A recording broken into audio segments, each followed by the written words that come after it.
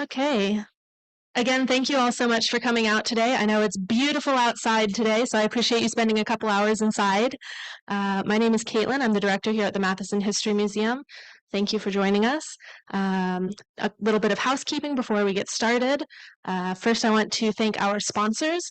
We are sponsored by Visit Gainesville, Alachua County, the City of Gainesville, and the State of Florida Division of Cultural Affairs. They are part of what makes all of our wonderful exhibits and programs possible. And the other part of that is you, our members and donors. So I know quite a few of you made a donation today as you were registering for your ticket, so thank you very much. All of this would not be possible without your support. So thank you again for coming out, and now let me introduce our speaker. So Dr. Poole is an associate professor of environmental studies at Rollins College in Winter Park, Florida. She is a fourth-generation Floridian, and her specialty is the environmental history of the state. She has written several really excellent books, and we are going to hear about the latest one today. So without further ado, I will go ahead and turn it over to Dr. Poole.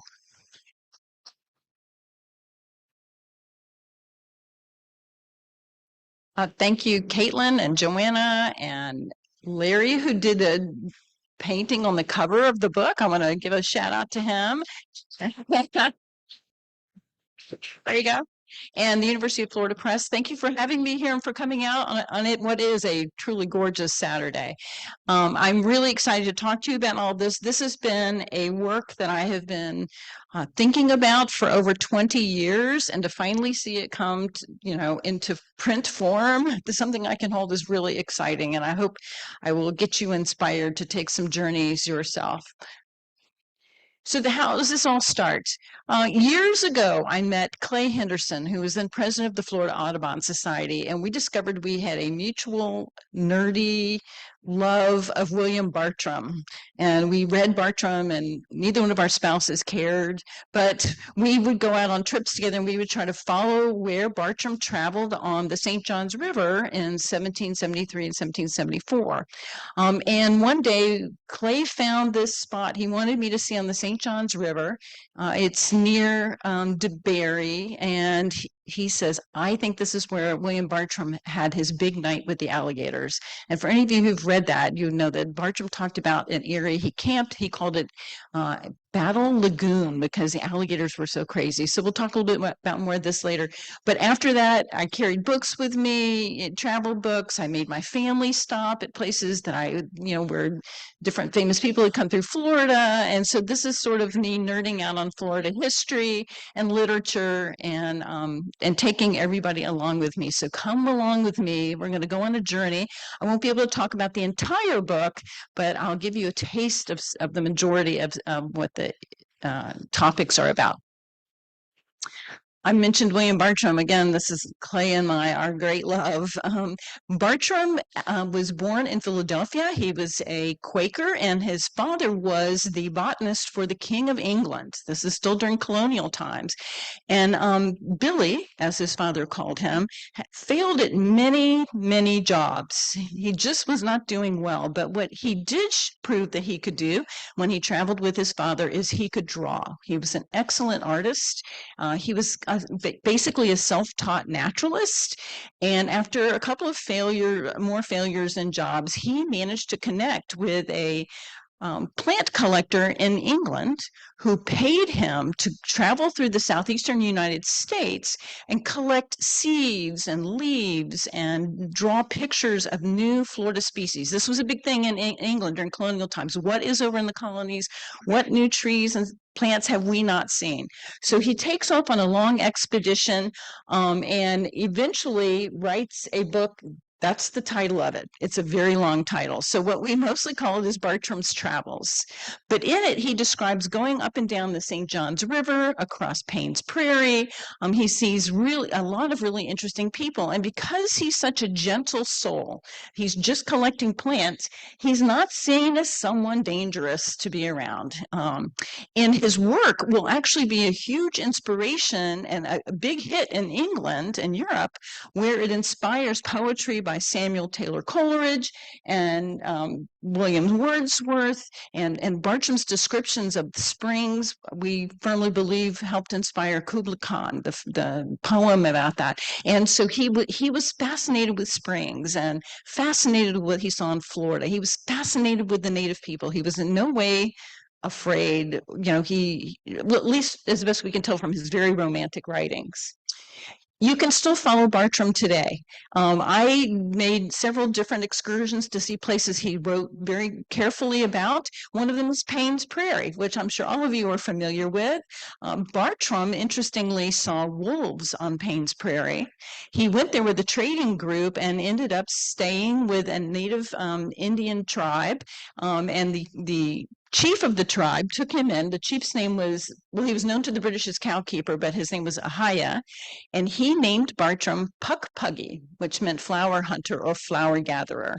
And a lot of historians think that by getting this kind of name or honor, that might have meant that's why Bartram managed to travel around and never get into trouble. And that maybe he'd been given some kind of a blessing as well. And interestingly, when land managers decided to try to return Payne's Prairie to its original state, or as close as they could get to it, they went back and looked at travels, because Bartram is writing very specifically about the plants and animals that he sees there, and his book kind of became a guidebook for what Payne's Prairie might have looked like back in that time period. Again, Idlewild Point, I mentioned that already, where we think the Great Battle Lagoon occurred. You can still go visit that. It's near, like I said, right off the St. Johns River. It's got a little bit of an embankment. You can't even tell, but when we were there, we saw ashes from a campfire thought, and we were thinking, wow, people are still camping here as well. John James Audubon comes through Florida in 1831 to 1832, and he is looking for birds. He's looking for birds. He has already begun selling his bird prints to subscribers. He's been to England, where he's fashioned himself as the American woodsman. He liked to wear this kind of outfit to kind of create this persona. But Florida was a place that he really wanted to visit because of the subtropical birds that he expected to find. He starts out in the St. Augustine area, and he is not happy. The St. John's is just not as pretty as he thought. He's not finding the species he wanted, and he writes a letter home to his wife saying, all those flowery sayings of Mr. Bartram, like he doesn't know what he's talking about. But Audubon does find nirvana when he heads to the Florida Keys. And there he finds 52 birds that were new to him. And as you may be aware, he didn't really have good telescopes or cameras back then. So what he did is he went out in parties, and they would shoot the birds. And then he would put wires in them to stand them up and pose them. And from that, he did his sketches as well. So we think of Audubon now as a bird saver, but in fact, he killed a lot of birds when he was on his travels. But it was at a time where it just seemed like they were, would never run out. That was never going to be a problem. And he ate a lot of them too, I have to say that. He also went to the Dry Tortugas. How many of you been down there? A few? Isn't it amazing? It's an amazing place. And I got to go visit it near the same time of year that Audubon was there, and it was just full of nesting terns. And I mean, it was really amazing to see. And I also got a tour of Indian Key with Jerry and Linda Lawrence. Jerry is the top Audubon ornithologist down in the Keys. He's been studying roseate spoonbills and flamingos. So it was really fun to go and look at the landscape with him and hear it from his naturalist's eye. John Muir. A lot of people don't realize that John Muir, before he became John Muir, came through Florida. And he did this as a young man in 1867. Think about that, just 2 years after the Civil War. And he had been in an industrial accident where he had been temporarily blinded. And he kind of made a bargain with God and himself and said, if I get my eyesight back, I'm going to take a great botanizing trip that I've been promising myself I'm going to do.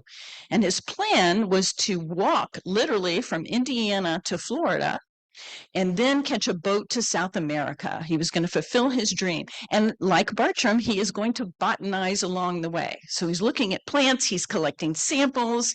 He doesn't have much on him other than, his journals and a small New Testament and a plant press on his back. He owns very little, and he literally walks from Indiana to Savannah, where he catches a ferry over to Fernandina, and then walks from Fernandina through Gainesville over to Cedar Key. And he's following the rail lines, which was possible then for two reasons. Number one, it's post-Civil War, and the trains aren't running. Then a lot of them have been damaged during the war. So, and it's open space, right? And instead of, he calls Florida this jungly place, but this gives him an opportunity to actually have, an easy place to walk that's wide open. I love this quote from him. This is when he lands in Fernandina, and he says, "I am now in the hot gardens of the sun, where palm meets the pine, longed and prayed for, and often visited in dreams." When he gets off the boat in Fernandina, he buys a loaf of bread and takes off on his hike. And he finds himself tired, and he sits down underneath a tree to take a nap. And all of a sudden, he hears this huge rustling, and he is sure it's an alligator, but it was a big white bird. And he kind of laughed at himself as well. And for all the time he spent in Florida and all the times he looked for alligators, he only ever saw one the whole time he was here. But his journal is fabulous, and it's really fun to read and to try to retrace. And I've met other people who've been trying to do the same thing. Merrill Clark in the top left works out at the Morningside Nature Center, and he's been tracing John Muir slowly along the path, with the best guess we have for a path. And he also dresses like him, the best description we have from Muir's own journals. The group in the middle came with me on a very cold January day, and we tried to walk what would have been the train line, now rails to trails, from the airport into downtown Gainesville. That was our way of trying to recreate it. And then on the bottom left is Bruce Hunt, my photographer, who did a lot of these pictures. And we went to Cedar Key because we know that's where he ended. And we managed to find the old rail lines. We think the remnants of where the bridge once crossed over. And that's kind of the end of the line that you can kind of guess that's where Muir finished up. And I took my students there recently. This is a picture of my students at the bottom who were very excited about that and about the sunset. But to me, being able to say, this is where he walked, is just really exciting. And I think they got infected by me.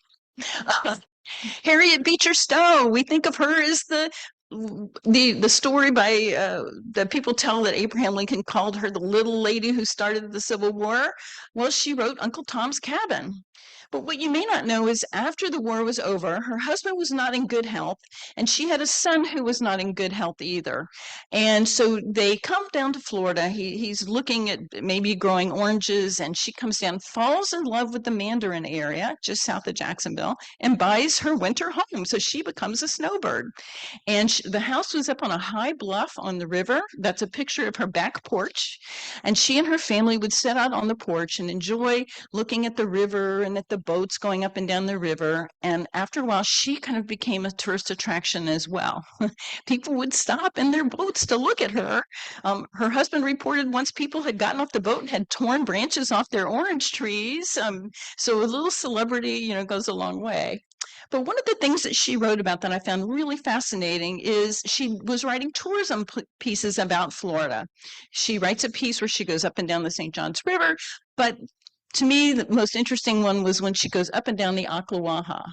And in 1873, she says, after much thinking about this, she had been trying to avoid it. She decided she needed to take this trip because everybody who came back was just raving about it. So she boards, I think the boat was named the Ocklawaha. You can see it was one of the wooden steamers that used to go up and down the river from Palatka all the way to Silver Springs. And it's a multi-day trip that she takes. They do a longer piece of the Ocklawaha. You spend the night on the boat. And in the top picture, you can see that's what the boat might have looked like coming into Silver Springs, which was the tourist destination in north central Florida. People came from all over the country to see this remarkable spring. I mean, it was unusual for anyone in the country to see something like that. And at the bottom, you can see that it's now a state park, and they're still bringing boats in to look at this beautiful water as well. And she writes about it. She calls it fairyland. She says, we have now embarked to fairyland. And it's just a wonderful account. She talks about, hearing tree branches scrape the boat and thinking that she was never going to eat on the boat, but then she couldn't stop eating because the fresh air made her hungry. And it's really a very entertaining account as well. And, you can still go up and down the old leg of the Ocklawaha. And I did that with my friend Karen Chadwick, who's here today. Karen, will you please wave your hand? There she is. Karen has not only hosted myself and the photographer, but she's hosted several of my classes from Rollins College to take a look at the Ocklawaha, and it's still just remarkably beautiful. Serpentine, and when you get farther downriver, it's treesy and jungly looking, just like what Stowe and many other travel writers had seen. The second picture kind of gives you an idea. Unfortunately, you can't run the entire Ocklawaha, and you can't go up to Silver Springs any longer because in the 1960s, it was dammed as part of the Cross Florida Barge Canal project. Excuse me, but I'll have to call it the dam. That really, has disrupted the flow. It's disrupted the movement of endangered species, and the large reservoir that's located behind it has also inundated and covered up several springs that are no longer running. So Karen is part of the group that has been working to try to get the Ocklawaha restored to its natural flow. On the far right, that's a church in Mandarin that Stowe helped found, an Episcopal church, and it used to have a stained glass window dedicated to her husband, but it was damaged in a hurricane in the 1960s. But it's, there are places you can go and still see where Stowe visited and what she wrote about. Her house got torn down to become a mega mansion, so that's not there any longer, but the Mandarin Museum has some remnants of it and some wonderful stories to tell as well. Stephen Crane, we remember him from the Red Badge of Courage, right? The story of the young man in the Civil War who faces, the horrors of war. It was published in 1895, but Crane caught a lot of flack for that book. Does anyone know why? He never went to war. And so he was criticized heavily for talking about a war that he was not a participant in. And so he felt like he had a lot to prove. And one way he was going to prove it, he decided, was to come to Florida as a journalist and try to hitch a boat down to Cuba, where revolution was brewing, and he wanted to go down and be a war correspondent in Cuba. While he's in Jacksonville, briefly, he meets Cora Crane, who becomes his wife, and she ran a rather interesting hotel in downtown Jacksonville, had a lot of questionable activities, perhaps, but they became quite a pair and stayed together, married for the rest of his life. Stephen Crane manages to catch a ride on the boat known as the Commodore in 1897 in January, and he's very excited, and they are hauling guns illegally down to Cuba, and he's very excited about this.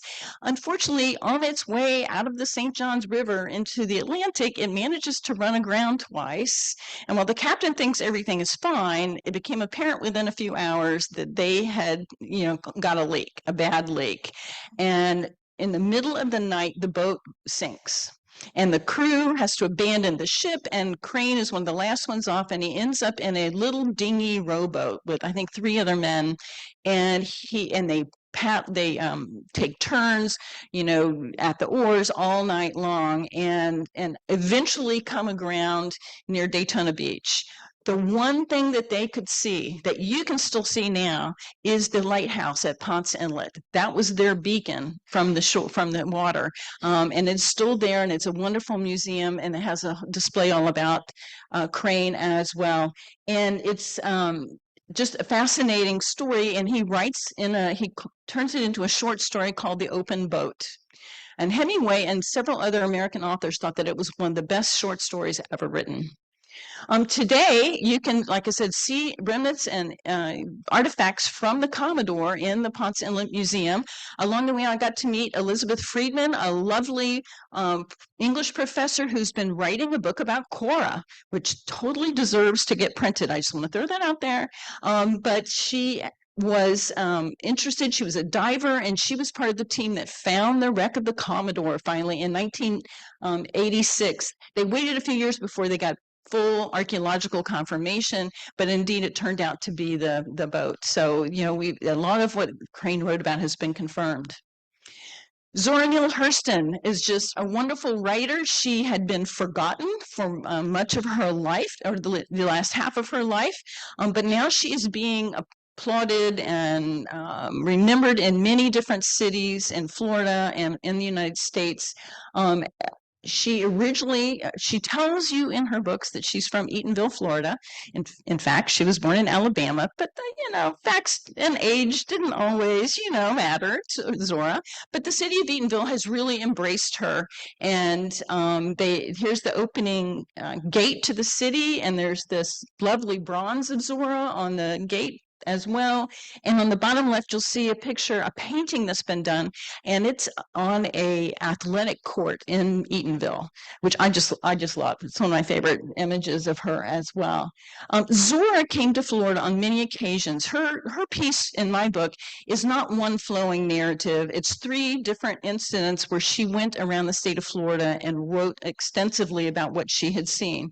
2 of them involved Black laborers in Florida, to whom she got incredible levels of access because she understood them. She spoke their language. She was like a chameleon. She could just, although she was Barnard College educated, she could transform herself and loved hearing stories and collecting folklore.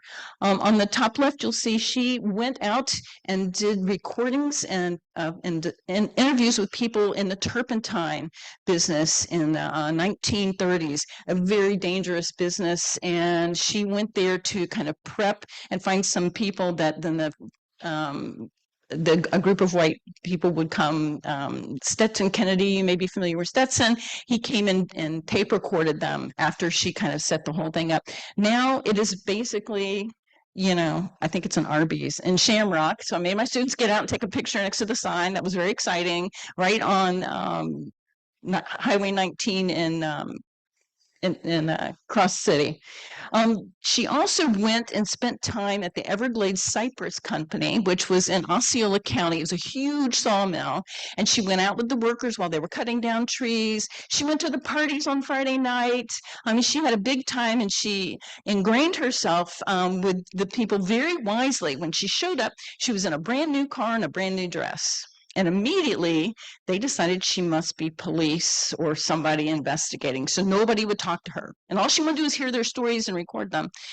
So what she did is she told the story that her boyfriend was a bootlegger and she was on the run in his car. They loved that story, and she let them drive the car around. So she was totally, you know, accepted by the crowd and got some really great stories, although she did finally have to leave the area when she attracted the attention of a woman who thought that she was trying to steal her boyfriend, and she threatened her with a knife. So Zora got in her car and left that night.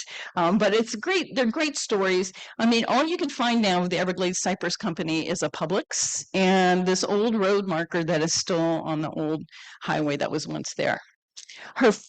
In her later years, she ended up in Fort Pierce, Florida, and by then she wasn't in very good health. She taught a little bit at the local all-black high school, Lincoln Park Academy, as an English teacher part-time. On the top right is a house that she rented from a doctor who knew her family, and eventually they gave it to her rent-free. And then she ended up in a nursing home on the bottom right, where she spent her final days. She suffered from, she'd smoked all her life, diabetes, hypertensive heart disease, and finally died from 2 strokes. But the people of Fort Pierce have really embraced Zora, and they just had a big Zora festival last weekend. They have memorialized her grave that was once unmarked, and that was largely due to the writer Alice Walker, who came down looking for her grave and really kind of helped revive knowledge and readings of Zora's works. And now the nursing home on the bottom right is slated to become a museum in Fort Pierce. They've raised money and they're wanting it to be not just a museum about Zora, but about their community and all of their leaders there. And it's really wonderful watching it take place. Eatonville has a huge party too, let me say, every January. You should know that, and with multiple speakers and all. So it's really wonderful to see these Florida communities embrace this wonderful artist. Marjorie Kinnan Rawlings, anybody who knows me knows that I'm a huge fan of Marjorie, and I have to disclaim, I'm on the board of trustees for the Marjorie Kinnan Rawlings Society. And many of you know her story. In 1928, she and her husband Charles thought that they could become full-time writers if they just bought an orange grove, and it would certainly make enough money that they wouldn't have to do any work, right? So this is the house they bought in Cross Creek, and of course it didn't look anywhere near this nice when they bought it. But on the front porch, you can see the screened porch, she would sit and work on her typewriter and write stories. And while she originally thought about being a kind of a gothic romance writer, she ended up writing so many stories and interesting letters to publishers about the people of the area, that became the central focus of her writing. And many of you may have read The Yearling. How many have read The Yearling? Oh, yeah.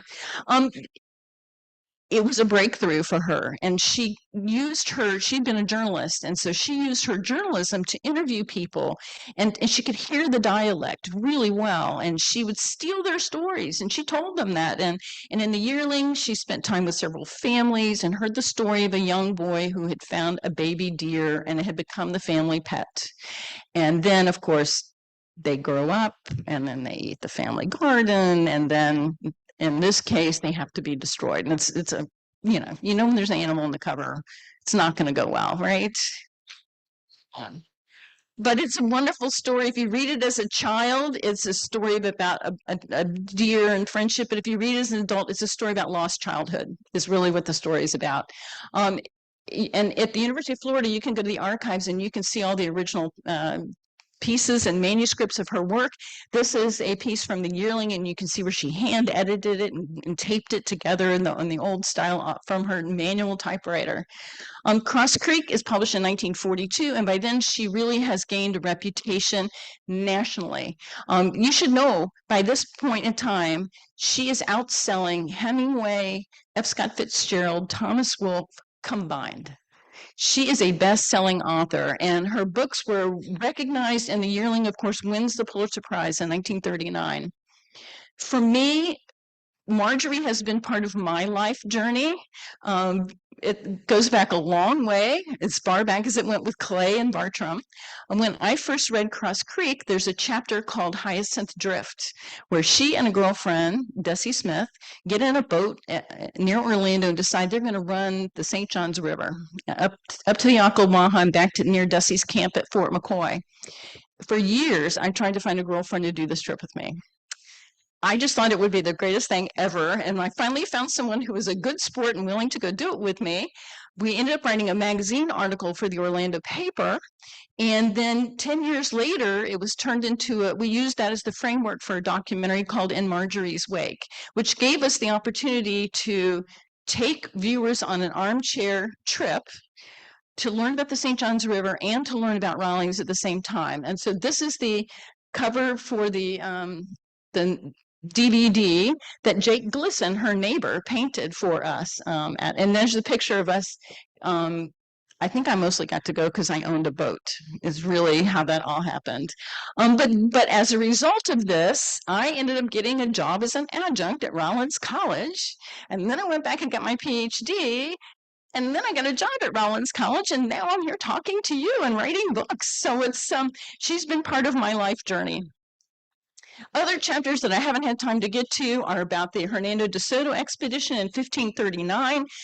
least 3 people wrote about it while they were on the expedition, which is fascinating. And there's really hard to follow the path, but it was a real challenge. It was a lot of fun. Jonathan Dickinson is shipwrecked off of Hobe Sound in the 1600s. He is terrified of the native people there, but he writes about them, and it's like one of the last descriptions of these people. They were never found again. Dickinson and his party pretended that they were Spanish because the natives had allied with the Spanish in South Florida. And if they'd known that he was a Quaker British colonist headed back to Philadelphia, they might have all been executed. That's what he was afraid of. But he wrote a really long journal. It's really fascinating. And the top right is John Ingraham, who led an expedition across the Everglades in 1892. And what's fascinating is that Ingram, who'd been working for a railroad company, he and his party set off from Fort Myers, and they were sure that they were going to find a path straight across the Everglades to Miami. And they were just going to get in boats, and they were going to survey it, and it was going to all be done, and they were going to create a railroad. Well, if you know the Everglades, you know that the Everglades are not that easily traversed. And actually, they came near starvation. A couple of members of the party said that, if we hadn't stepped, and ended up having to get out of their boats and push them. And one guy said, if we hadn't stepped on a turtle in the mud, we wouldn't have had dinner that night. So that it didn't go well. But it's been fun to try to retrace where he might have gone and to read those journals as well. And they're all online at the University of Florida archives. You can read all the journals. And then finally, I do a chapter on different people who visited Middle and West Florida through the ages, and you may or may not know Laura Ingalls Wilder, the Little House on the Prairie author, briefly lived in Westville up in the Panhandle when she brought her husband down hoping to improve his health, but decided this was not the place to do it. So it's been really interesting following all these different people and all these different places through the state of Florida. It was my COVID project, so it was awesome. And my grandson Palmer says you should buy the book. Just going to throw that out there. He's my best reviewer. And I'm happy to answer any questions you may have. Yes, sir.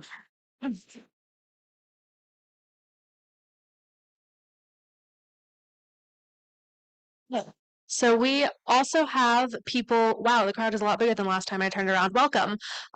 We have people watching online. So to make sure that everybody is able to know what is going on, if you have a question, if it's a brief question, we can repeat it into the microphone, or if it's a more involved question, if you'd like to come up and say it into the microphone yourself. Yes, sir.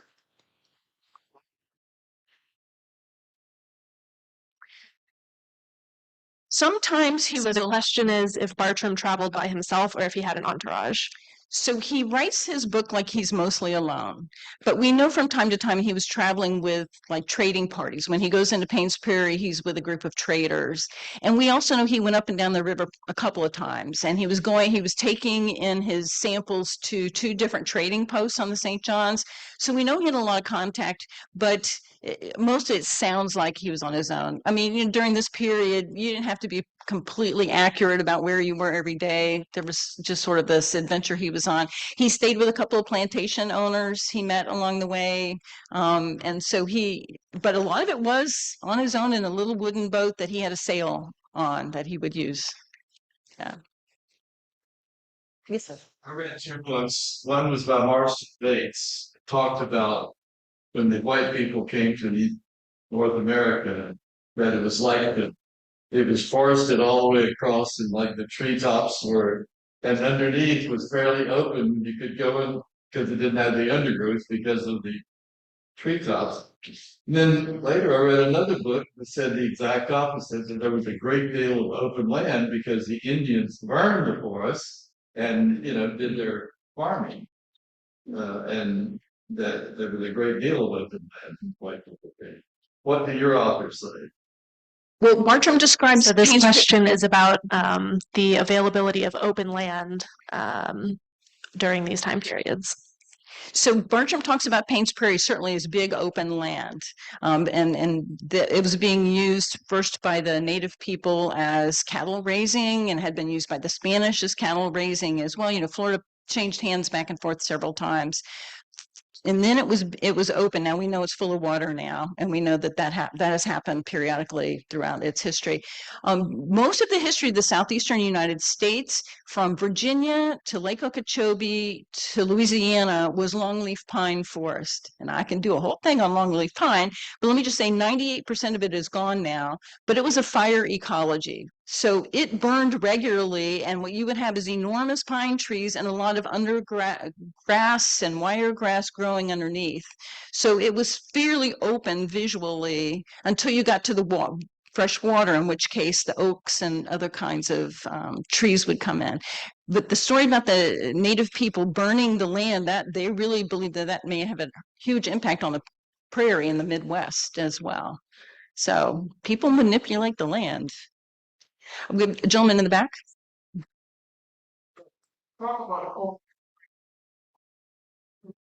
Okay. So this question is about the court case where Marjorie Kinnan Rawlings was sued. So after Cross Creek was published, and like I said, Marjorie didn't really disguise her characters at all. And she used real names of people that I don't think we would be doing in today's world. And partly is because of this court case that she involved in. One of her chapters was about going out with Zelma Kaysen, who was a census taker in Alachua County. And they went out by horseback. And I think Marjorie just went along because it was an opportunity to meet all the different people in the area. But on this, when she writes about Zelma, she uses Zelma's name, and she describes her as an angry canary and mentions that Zelma could curse and, things that we probably wouldn't be upset about today, but Zelma was very upset about. And got an attorney and filed a lawsuit against Rawlings for invasion of privacy and for libel. And it dragged through the court system for about 5 years, and there were decisions back and forth. And ultimately, the Supreme Court ruled that Rawlings had indeed invaded her privacy and awarded her $1. But it really affected Rawlings. She and Kaysen had been really good friends, and the court case really dragged her down, and it made her worried about her reputation. And I don't think her writing was ever really the same after, but that still stands as case law in the state of Florida about invasion of privacy. And again, now we would never think about using someone's name without their permission, right? Or right, Karen? in our books. But it was really, it had a huge impact on her. Also, by the end of her life, Rawlings was drinking too much. She had a lot of health issues, and she'd been a chain smoker forever. And so her health issues also started to take a toll. And she died, she was only, I think, 53 when she died over in Crescent Beach, St. Augustine. Is there something you want to add to that? Or I did good, thank you. I'm worried the law professors will show up and correct me. No. Okay. Yes. So I have a question from the online audience. This is an off-topic question, but they are curious if you know where your Kemp family were in the 1800s. We have no idea where the Kemps are from. My grandfather Kemp was an itinerant who left my family, and we have no idea where he came from. But I know on his birth certificate it says Missouri. So if you are a genealogist, please get in contact with me. If you have something, I would love to know. So that's all I know, Missouri. That's it. But yeah.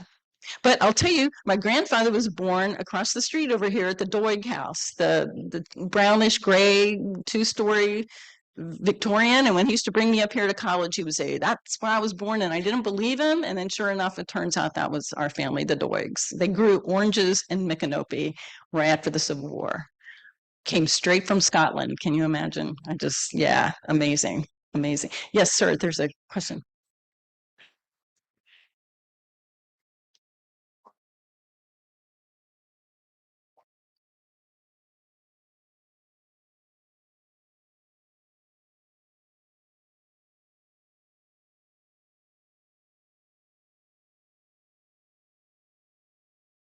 I didn't get to see her work. Mostly I used for that piece a short story that her daughter Rose wrote that was sort of a thinly disguised story about their time in Westville. And it was kind of like scary relatives. And, you got the idea that I would have left too if I had these kind of, overpowering relatives. Bartram, I have looked through first editions of his book, and it's really an exciting thing. It's amazing. And I should say, Bartram is not just read, well, he's read in Florida a lot for his natural descriptions, but throughout the Southeast, he's also read because of his descriptions of the native people, almost like an anthropologist. And he informs a lot of anthropological studies. And you saw a picture I had of a Bartram marker. There are Bartram trail markers all over the Southeastern United States, and a big Bartram conference every year. I think the one this year is in Palatka. I mean, I'm not the only Bartram nerd. Yes, sir. So the question is, are you familiar with C.B. Moore? Tell me, maybe.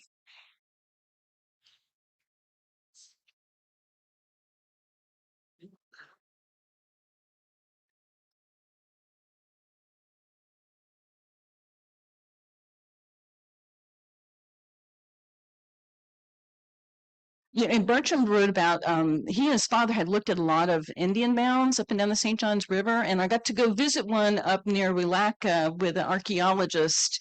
Now it's a state archaeological site, and it's basically a grassy mound with a fence around it, and it's in a gated community, so you have to get a code to go in and see it. But it's really fascinating. But when Bartram came back 10 years after he and his dad had first come down, he noticed already the mounds were disappearing. And I remember as a kid, we had a shell road in front of my house, and I hate to think that it probably came from an old midden mound. Caitlin, there's a gentleman right behind you.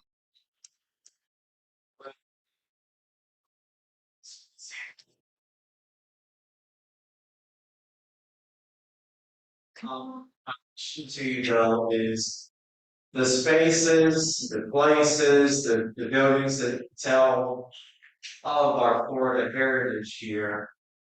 They're under threat from development, from not being protected. I was wondering what your concerns are in that regard. Oh, I have lots and lots So of this question is about concerns about historic sites in Florida under threat. Let me first of all say, because I meant to say this before, at the end of each one of these chapters is a list of places where I went in hopes that you can find them too. So I hope that you'll do your own journeys as well. There's a lot of historic places that are under threat. There's historic places that are under threat from sea level rise, including like coastal areas and native artifact places. Development, is a scary thing. I tell my students that if you really care about Florida, what you need to do first is register to vote, because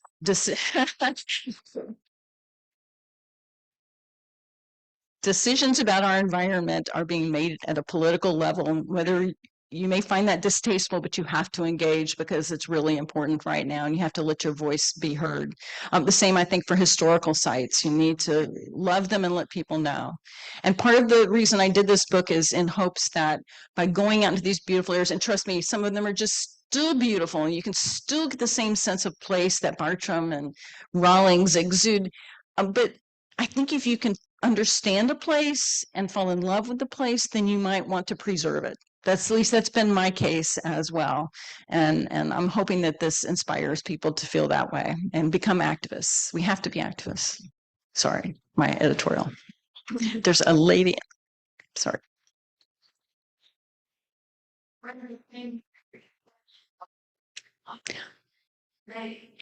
And this year, for the first time, getting historic flag. Did y'all hear that? Paints Prairie, the state park is going to have a Bartram, and they're going to have a Bartram impersonator there too, I think. Somebody who always, okay. And I think someone dressed up as one of the traders, and someone dressed as a Harriet too, right? Yeah. Padre people that got around to the when all of the bears. So yeah, they're all with it. Yeah, and there's a wonderful display there at the park too about Bartram. So go see. Jay Wayne writes, and I raised a lot of money with the help of the president of Bethune-Cookman to establish the Zora Neale Hurston Scholarship at the University of Florida. Does it still exist? I hear nothing about it. I don't know. I'm sorry. I don't know. You know, Well, somebody here should research that. I mean, she's growing in popularity, so I would think people would love to have a scholarship named for her as well. Yeah, there's right here.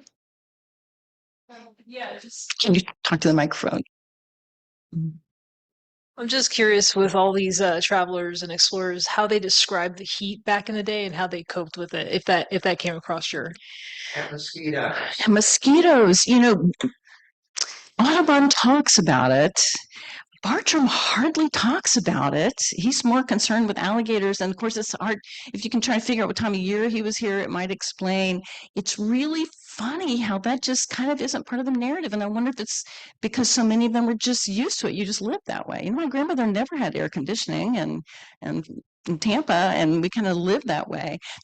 I think the funniest thing that I can think of related to that is Rawlings in Cross Creek talks about one day in her yard she calls it like a nutritional deficiency, and she had a really bad rash, and all of a sudden she got attacked by mosquitoes in her yard and sand spurs, and she just stood in her front yard and screamed.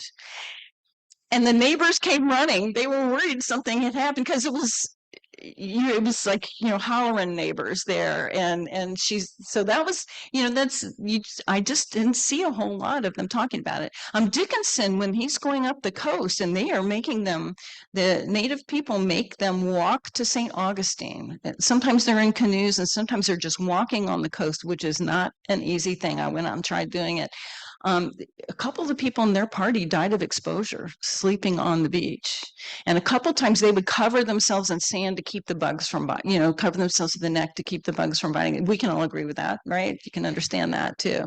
So, but it's not really a central piece, but it's good question. Yeah. Anybody else? I'm reading your book right now and it's really great. Thank you. But I'm wondering, how did you decide on which stories to include in the different chapters? So Because there are so many good stories out there. There are. I mean, you can read books and books and books about Bartram, and I never get tired. But basically, in setting up the entire format, I decided I was going to only use authors who had written long narratives about their travels, so that there was a really good perspective that I could follow. And then I tried to arrange them chronologically. So we start with colonial times with De Soto, all the way through the 20th century. And then I tried to have them geographically kind of mixed as well, because I wanted every part of the state to be covered, from Audubon and the Keys to Audubon in Pensacola. He got around, and then it was hard. It was like picking children, but I wanted to go to a few places that maybe other people hadn't visited, like the Idlewild Point or the Bartram Mound that I went to, just to kind of spark your interest. I'm really hoping all of you will do way more in-depth readings, and I could have written way more than this. The University Press kind of limited my word count, or I could have gone on and on and on. But the sequel. Yes, sir.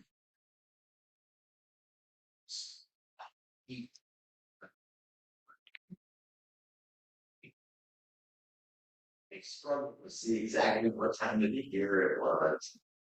It was a difficult time. I think, well, when they get So this question is about Jonathan Dickinson and him talking about how cold it was. But he also talks about early on, they stripped their clothes off of them. So the native people didn't wear a lot of clothes, and they took their clothes from them, and then they march them up the beach. So just think about, and I think they get to St. Augustine in November. So it's cold by the time they get there. It could have been a really cold year. It's hard to know. They had been shipwrecked in a storm, is how he ended up on the coast. He was leaving Jamaica to go to Philadelphia, and it's so his point of view is that these are savages. These are pagan savages. They're terrible people. They're threatening us. We're going to all die. He pretty much believes that the whole time. But then there's passages where they have a child with them, an infant, and the native women take the infant and nurse it. So, you know, it would be so fabulous to know what the point of view of the Hobe Indians would have been, you know, the Hobe people, but it's all we've got is his account to go by. So I'm just thinking windy coastline. Yeah. Yeah. Yes. Your way. I briefly owned the JT Glisson's tractor house. I don't know if you know where that is. No. Do you know where JT's house was? Yeah. That greenhouse? Yeah. The one towards Marjorie, that little white house? That was the tractor house. They had the Edsel and the tractor in there. And he said when Marjorie would get in a bad mood, the people that worked there would run down and stay in the back of the tractor house. Have you heard anything about that? I have not, but I would not doubt it. Yeah. I mean, she could be very moody, and I do not doubt that. JT Glisson was her closest neighbor, and as a young boy, and he's in the documentary that we made, he talked about whenever he could smell the food, he would like wander on down and offer to sample her food for her, and he loved her cooking. And he had a foot deformity, he called it a club foot, and she helped pay for surgery for him, and he ended up becoming a commercial artist, and that's what he painted that for us as well. He just died a couple of years ago, but he wrote his own book called The Creek, if you're interested in his point of view as well. All right. Well, thanks everybody for coming.